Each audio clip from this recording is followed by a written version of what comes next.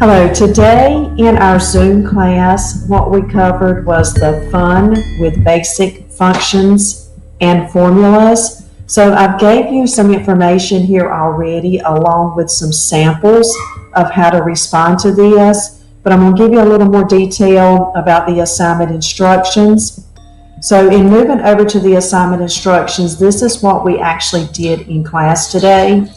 It tells you to practice using functions to write formulas for the following 10 statements and answer the questions that follow. So in Google Classroom, I'll let you know that the 4 types of functions you would use in this assignment are sum, max, min, and average. I'm going to repeat that, but it is written down inside of your Google Classroom. The 4 functions that you would use are sum, max, min, and average. So you are going to use some formulas, you are going to use some functions, and in some cases it'll be in every case it'll be a function for this assignment, with the exception sometimes when we're doing our other assignments, it will be a complete formula, and then sometimes it will be a combination of the two. So what is the difference between a function and a formula? A function is built in to Excel already, so it's like an extra shortcut. A formula is where you write out the formula yourself for Excel to do the different math problems that you would like for Excel to do. So with that being said, you'll notice that there are 10 scenarios. So you'll put your answer on the left and the scenario is on the right. But if you scroll down to page 2, I need to pull up the other assignment because this one does not show page 2 because this is our example. So if you pull up page 2 of the assignment, which is in Google Classroom for you,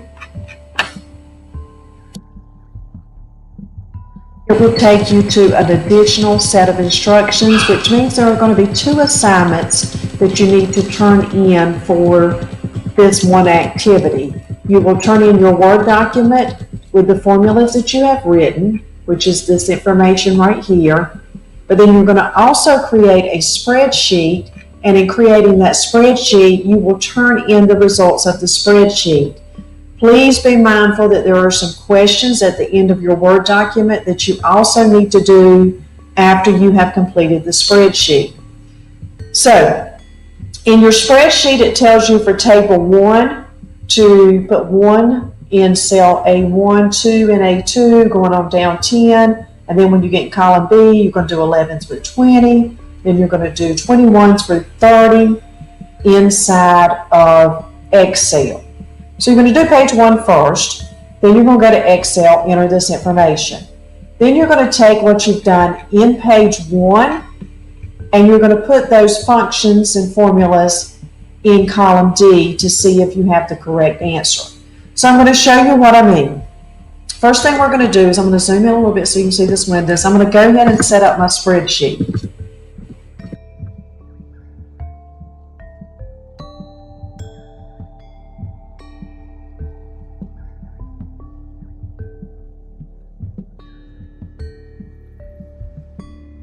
So we have our spreadsheet set up. We have our information in column A, column B, column C, and it's waiting for our entries from page 1 for column D. So if we come back over to the Word document, I'm going to close this out, back to our original Word document. This is the answer to our first scenario. So if you look here, our first scenario says, add the range of cells A1 through B10. So we know immediately that we need to tell Excel, hey, Excel, I want you to do some type of formula or function for me. So in telling Excel that you want to do that, you know that if you were handwriting it out instead of using one of the shortcuts or function dialog box, you would start with an equal sign. So when you want Excel to do some type of math or formula for you, you would always start with an equal sign. So if you notice here, we as a class decided to do the equal sign, and then we said, what is another word for add? Well, another word for add is sum. So if you remember at the beginning of the video, I told you sum is one of the functions that you would use. And then based on our previous lessons, we're going to do the range, and it tells us to do the range A1 through B10. So I did open parentheses A1, colon, B10, close parentheses. So now what I have is I have the first one complete, and what I want to do is I want to try to see if it works. And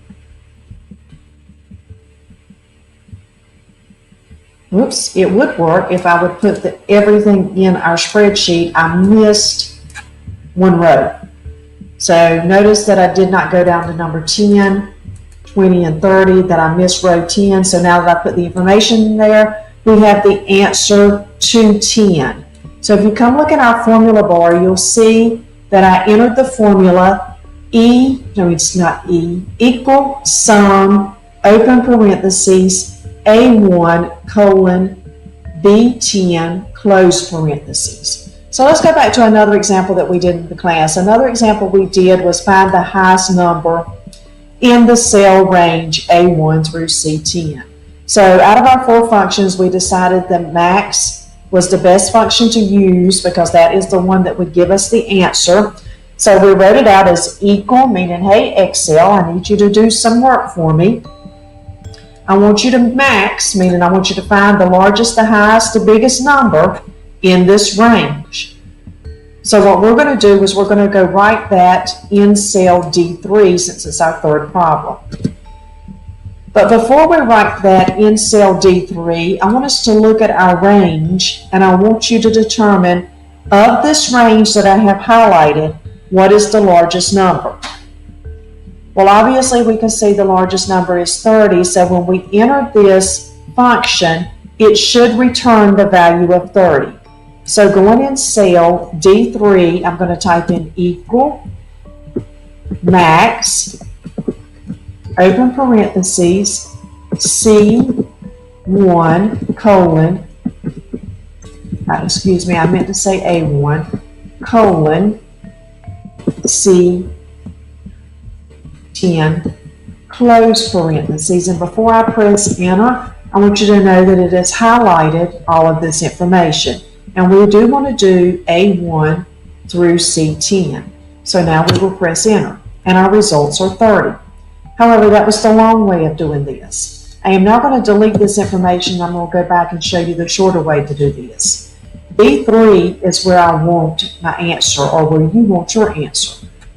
So making sure we're on the Home tab, we will come over here to the Auto Sum in our Home ribbon, do the drop down, select Max, like we did in our very first assignment. Max will then put some blinking ants around the information in cells A3 through C3 because it's assuming this is what we want to evaluate as our range. In this case, it is not correct. So using what we've learned in previous class, we're going to start where our range begins. In this case, it's A1. We're going to go in the center of that cell, click, hold, and drag to select our entire range. And then we can let go. And when we do, we'll notice that we've highlighted, if we've done it the way that we were expecting it to return our value, we've highlighted A1 through C30, and we have the blinking ants going around our highlighted active area. So if we look over here to the right, we can double check our formula or function and make sure that it is correct, and it was max, and it was the range A1 through C10, or we could look here in the formula bar, and we can press enter and see if we got the correct results. So you're going to do that for each one until you've got the information correct that matches with your Word document. Now, one of the things I explained in class is if you come in here and you type in the answer to 10, you will not be given credit for it because that is a static number. And I explained what a static number is. A static number is a number that you type in when Excel should have been doing the math for you. Let me show you the difference. I am going to undo that static number. If you come look in the formula bar, you will see that it is showing up the formula here in D1. If I come to D3 and look in the formula bar, you will see it is showing the formula. However, if I go back like we did just a minute ago, and well, let's do it in a cell that we don't have a formula in. let's go to cell D4, and I'm going to type in 210. Well, this is 210, and this is 210. But if we look at this 210 in the formula bar, there is a formula. If we come look at this 210 in the formula bar, it is the simple static number 210 that we typed in. So why is this different? Well, if they're both doing the exact same thing, and if you come back, we're going to change these numbers right here. So I'm going to make this be 31, 32, and continue to go down. So you notice the numbers changed, and this changed, and this changed. However, this one did not change. The reason being is because this is static. It's going to remain the same. We typed it in. But this is looking at the new data over here and saying, okay, I need to make some modifications because now my figure has changed. So if you type the number in, you're not going to receive credit because that is not the assignment instructions. So where I'm going to leave you now is I want you to understand that if you're doing this assignment and you have a little bit of confusion outside of the video, you can reach out to me through the Google Classroom, email, or in the email chat to make contact with me. It may be a little frustrating in the very beginning if you were not on the Zoom call. So one of the things I suggest you do is start with the ones that feel the easiest. So if you do number 2, and number 2 seems too difficult, skip it and move on to 3, because if you look, number 1 is very easy. Number 2 has a lot more detail, whereas when we go into number 3, there's less information for us to respond to. We're going to 4, there's a little more information. But let's say 4 is not working for you, then let's skip and go down to 5. And then if you'll start filling in the information, test it in your spreadsheet, the other ones will start to come to you as far as being able to get the answer. And that's what we did today. Have fun with this. This is actually a very fun assignment.